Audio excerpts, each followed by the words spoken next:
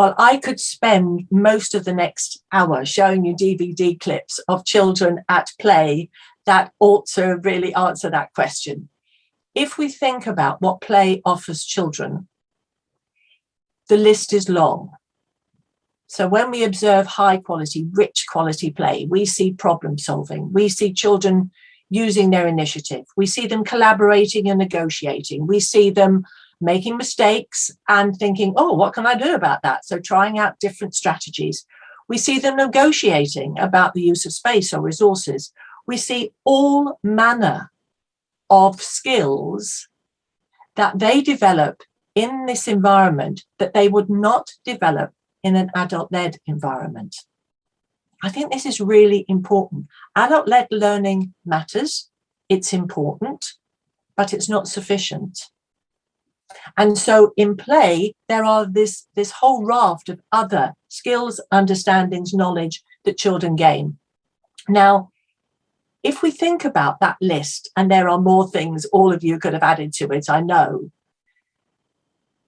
why would you stop children practicing and developing those skills when they move into year one or primary one, key stage one? I think it's people who misunderstand what play is about, who do think sometimes maybe it's piddling about a bit, having a bit too much fun. It's not the serious business of learning, without realizing what you learn from play. And so I think we need to help those people understand that what we are advocating is how children learn and not the what. We're not going to stop children learning the important things they need to learn in key stage 1 or key stage 2. But we are advocating a way of learning that taps into children's motivations to learn, taps into what they naturally want to do and prefer, because surely then standards will rise. If you're not fighting children to come and sit down to learn, if they're doing that willingly because you've thought about how to utilize that playful learning environment, they are going to be more relaxed, more ready and willing and able to learn. The bit maybe I would add to the end of that is, if we're moving on to key stage 2, we have to think of the language that we use, because I do recognize that for people who have never worked with play before, who don't fully understand its potential in the ways that I've just tried to describe it, then all sorts of barriers come up.